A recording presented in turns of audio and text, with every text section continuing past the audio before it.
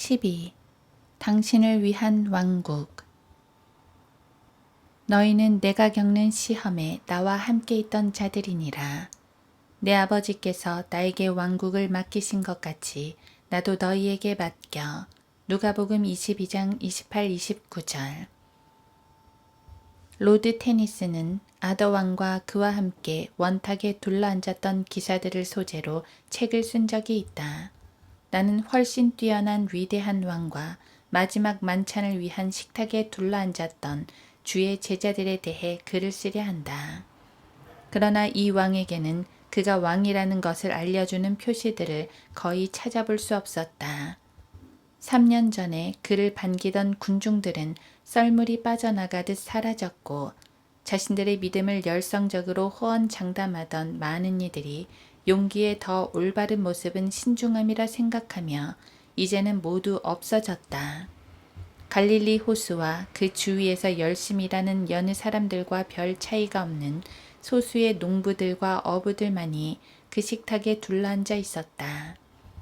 줄을 잡으려는 원수들의 올가미들은 점점 더 가까이 그분께 드리워지고 있었고 마지막 운명의 시간까지는 얼마 남지 않았었다.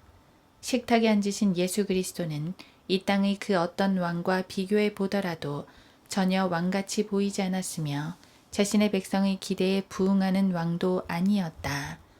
그분은 얼마 안 있어 어떤 일이 자신에게 일어날 것인지 정확하게 알고 계셨다. 그분은 내가 고난을 받기 전에 너희와 함께 이 유월절 양을 먹기를 간절히 바랐노라고 말씀하셨다. 누가복음 22장 15절. 분명히 그분은 그때 그 유월절 양이 자신에게 모진 고난을 당하는 동안에 필요한 음식물과 위로를 공급해 주기를 바라셨을 것이다. 그때 드시던 그 양이 불로 구워졌듯이 그분 자신도 십자가의 불타는 듯한 고통을 통과하셔야만 했던 것이다.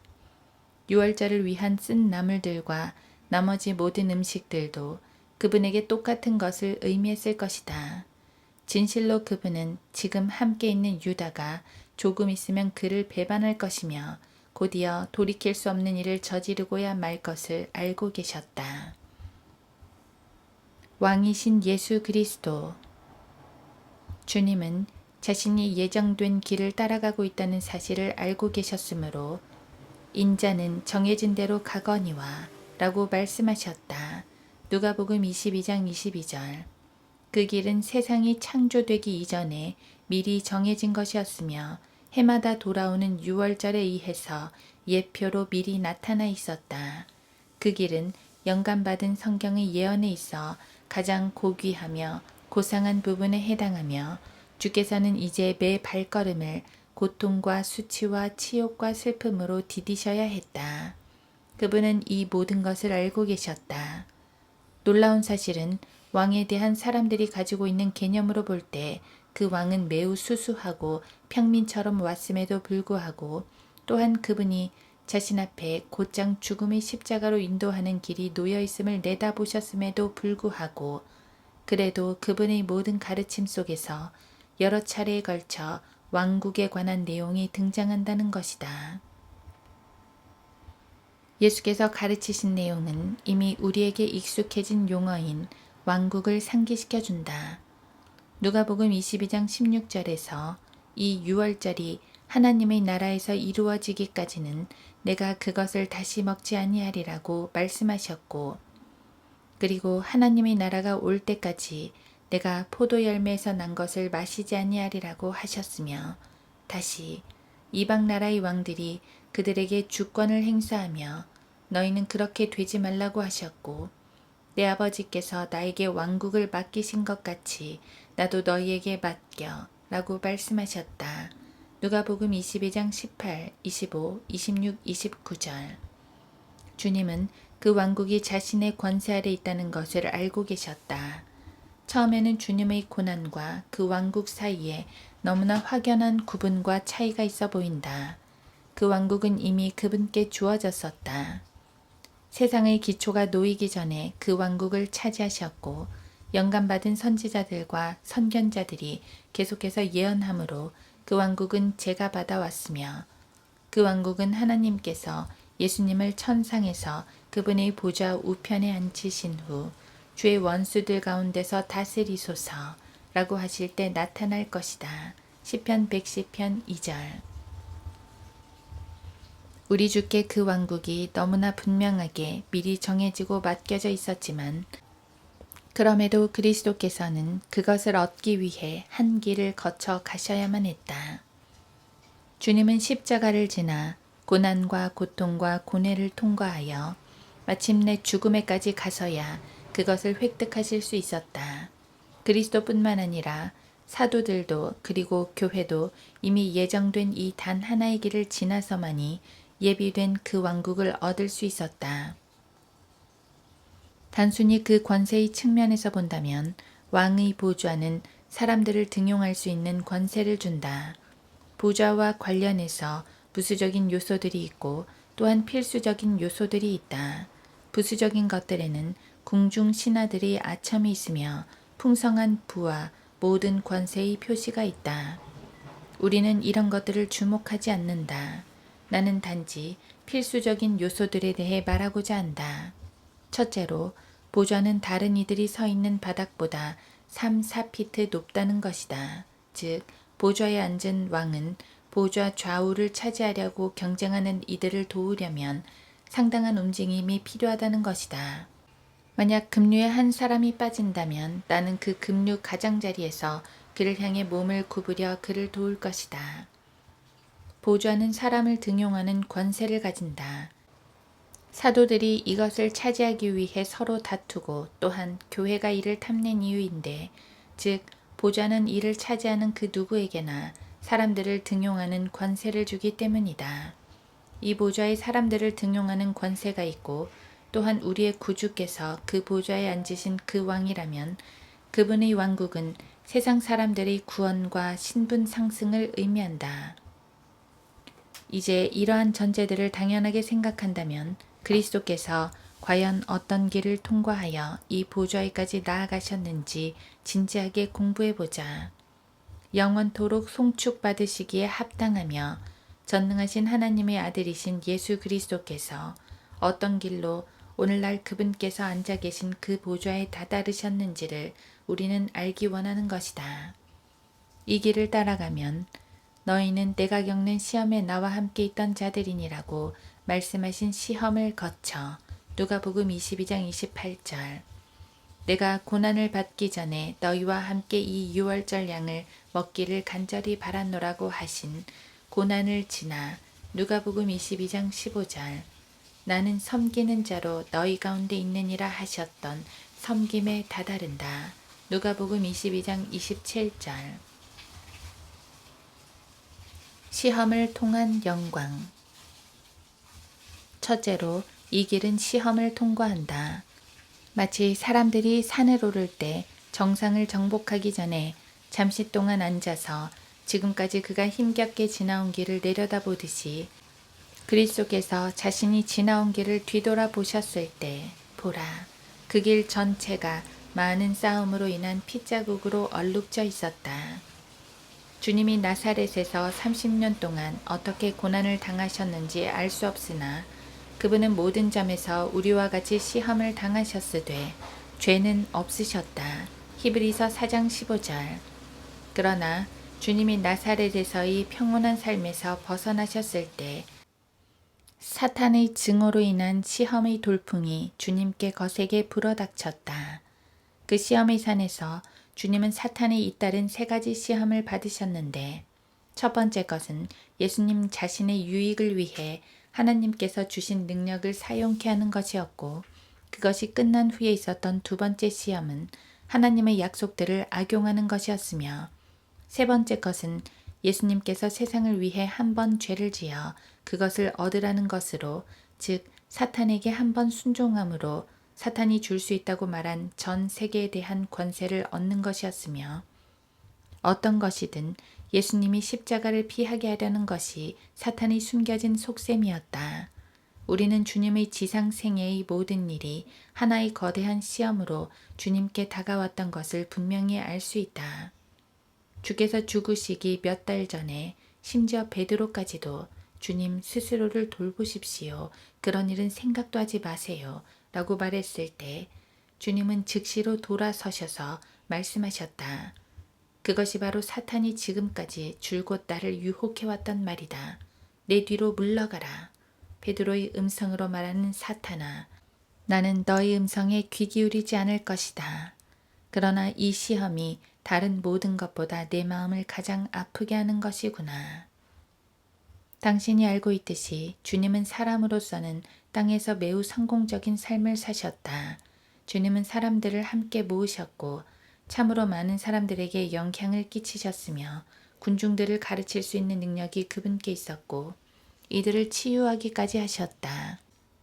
이 땅에 사는 인간적인 기준에서 본다면 이러한 위대한 사역을 하시던 분이 자신의 생을 십자가 위에서 마감해야 한다는 것은 너무나 안타까운 일이다.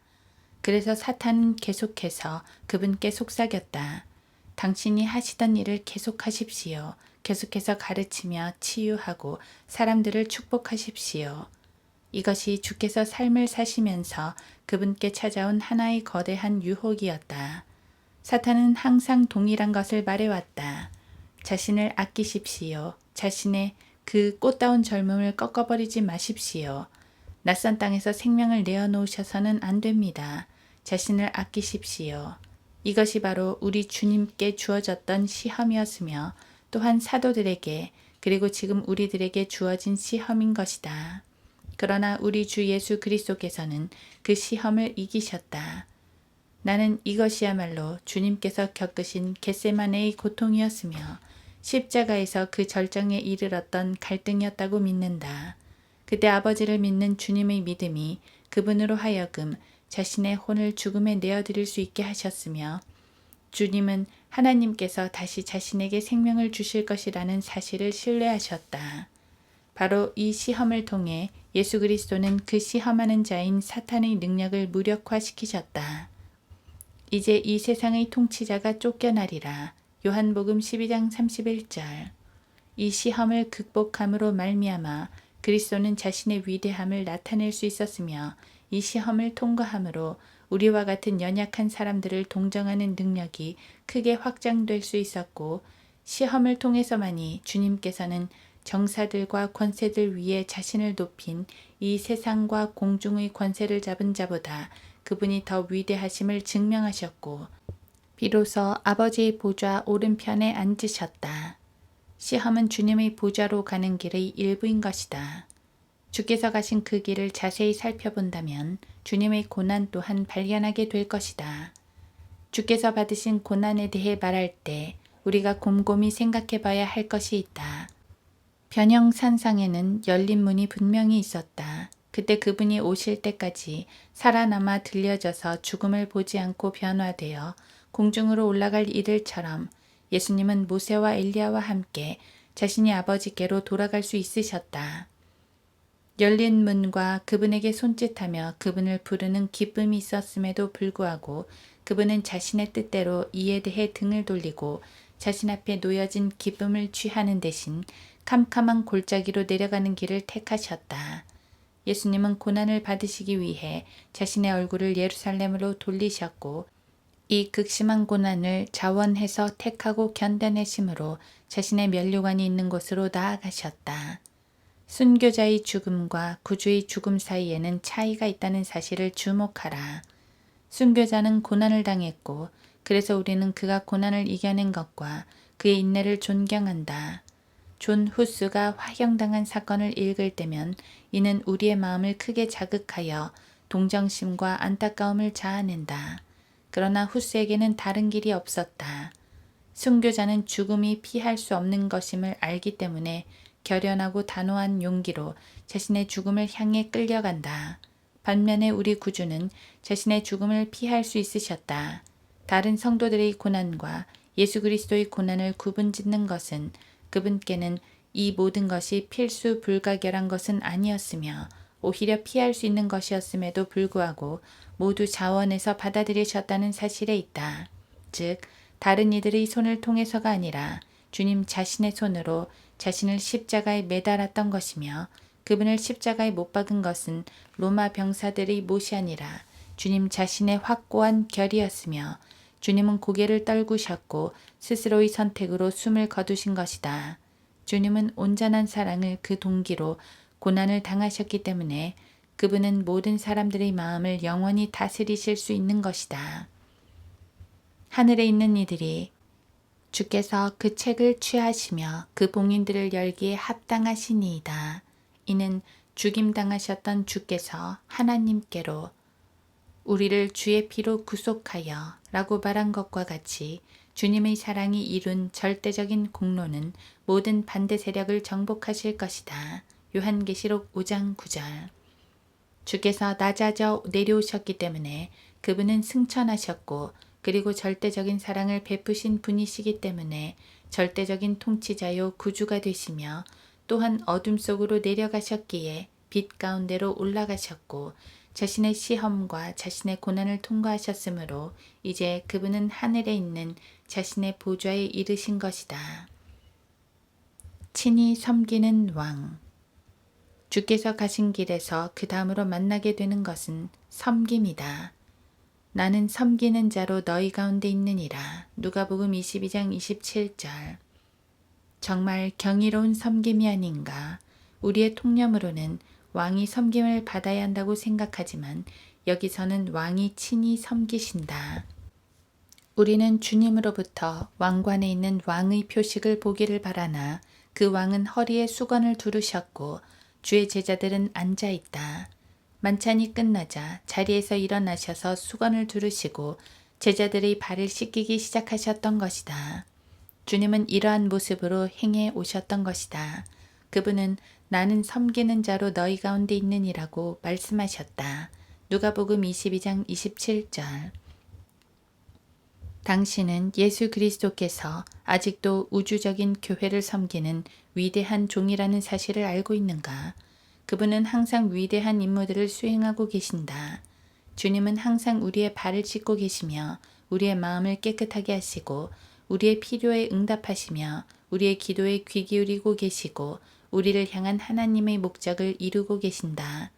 전 우주가 그분의 지속적이며 완전한 사역에 의해 운행되며 예수 그리스도께서 전 우주의 최고의 섬기는 종이시기 때문에 이 세상의 왕국들을 다스리는 최고의 통치자이신 것이다. 즉 주님이 사탄의 시험을 이기셨고 완전한 사랑을 나타내시고 고난을 당하셨으며 온전한 섬김으로 섬기셨고 이 모든 것을 영속케 하셨기 때문에 예수 그리스도께서 왕이 되셔야 한다는 것은 지극히 당연한 일이다.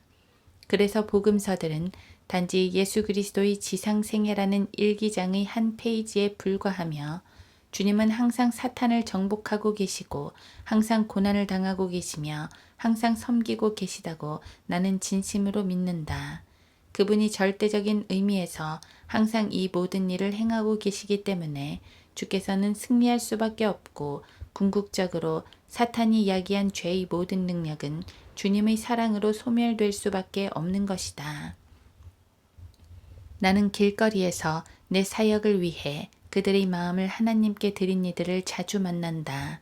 그러나 이들의 아내들은 참을성이 없고 증오심으로 가득 차서 이들을 박해하며 이들의 물건을 숨기고 그 가정을 엉망으로 만들지만 이들이 인내로 잘 대처함으로써 결국에는 아내들이 적대감을 정복하고 그 여자들도 마침내 그녀의 남편과 함께 나아와 완전히 변화된 채로 경배에 참석하는 것을 나는 여러 번 보아왔다. 이와 같이 사랑이 한 가정을 온전케 한 것처럼 그리스도의 사랑은 전 우주 속에서 역사하여 반드시 승리할 것이다. 주 예수 그리스도께서 걸어가신 이 길을 사도들도 걸어가야 했다. 당신은 2명의 제자가 주님께 주의 왕국에서 좌우 옆에 앉게 해달라고 요청한 사건을 기억할 것이다. 주 예수 그리스도께서는 그들에게 대답 대신 대가를 치러야 한다는 말씀만 하셨다. 주님과 함께 그분 옆에 나란히 서서 통치할 이들은 반드시 그분과 함께 앉기에 합당한 준비가 되어야 하며 계속해서 주님과 동행하면서 그분이 당하신 시험들을 견뎌내야 하는 것이다. 주님께서 받으신 침례를 당신도 받아야 할 것이며 당신은 그분의 잔을 마셔야 하는 것이다. 주께서 그렇게 말씀하신 것은 참으로 잘하신 것이다.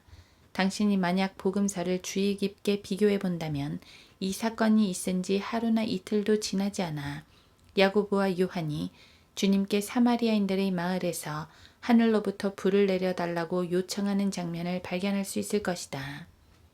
주님은 너희는 너희가 어떤 영을 지녔는지 알지 못하고 있도다 라고 잘 대답하셨다. 누가복음 9장 55절.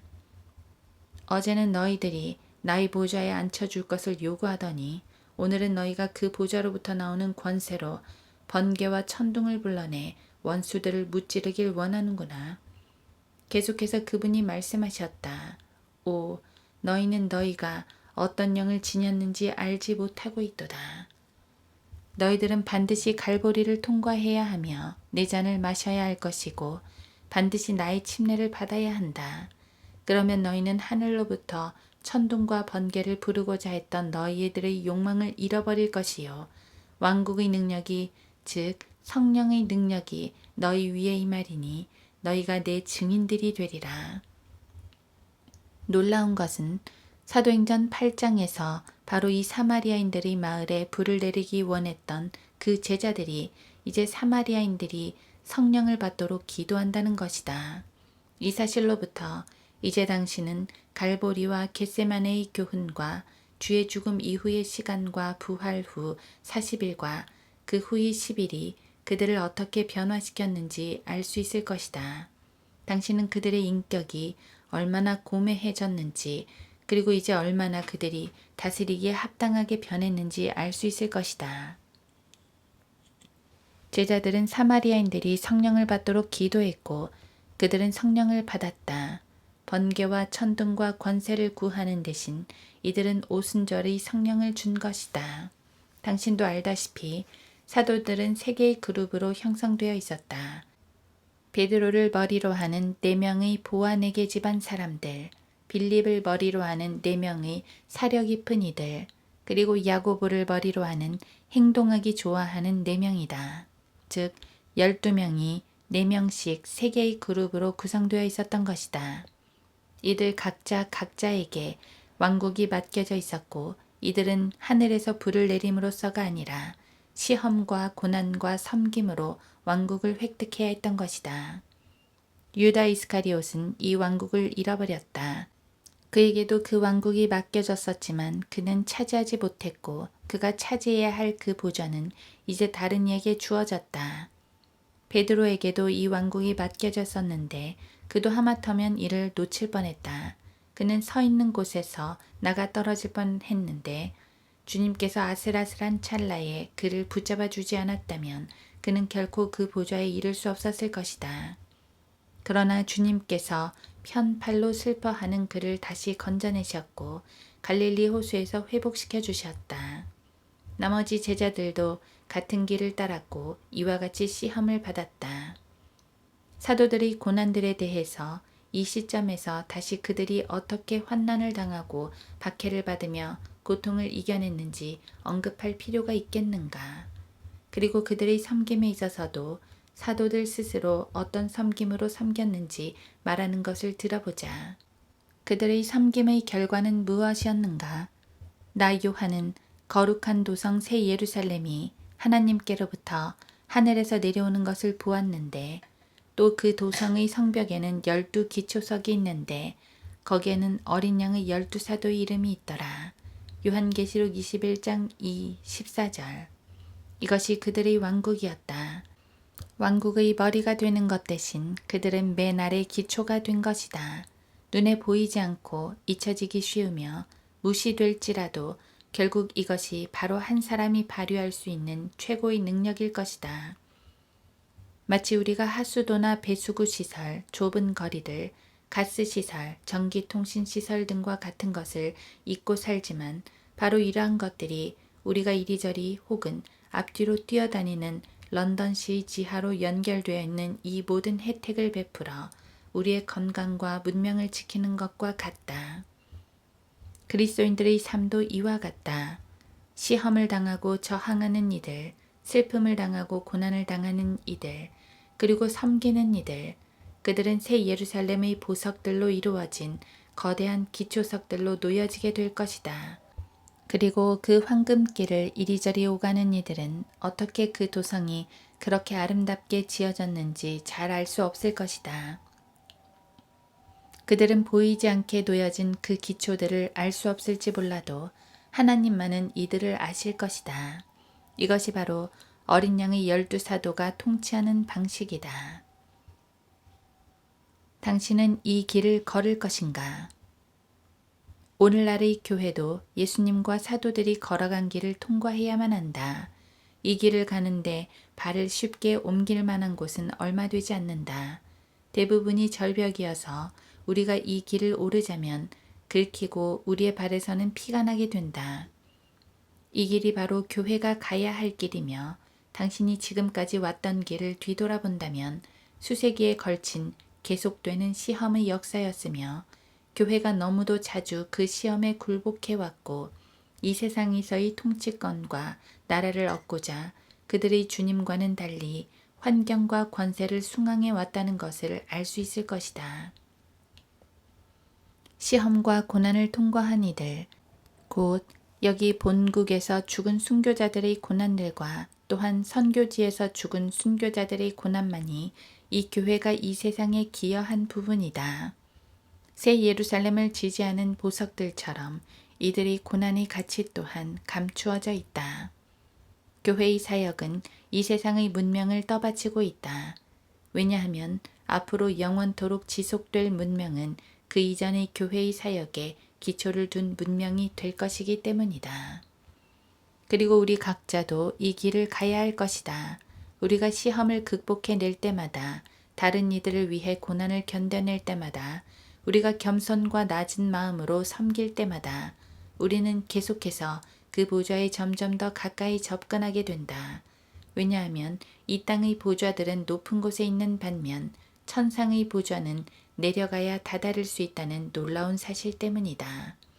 우리는 이 세상에서는 계속 올라가 보좌에 이르지만 우리가 바라보는 세상에서는 계속 내려가야 보좌에 다다른다. 가장 낮게 내려가고 또한 가장 빨리, 가장 멀리 내려가는 사람이 최고의 권세를 가지게 될 것이다. 이들의 결말이 어떻게 될지는 확실하다. 우리가 말하고자 하는 것은 왕국이다.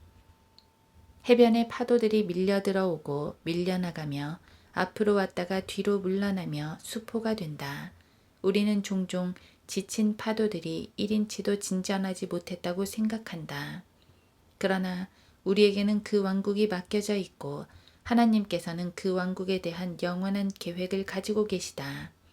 무한한 하나님의 마음에서 밀려오는 힘찬 물결이 지금도 일고 있으며 증오와 잔인함과 폭력과 무절제함과 유욕을 다 쓸어 저 멀리로 가져가 버릴 것이라는 것을 잊고 있는 것이다. 왕국은 약속되어 있다.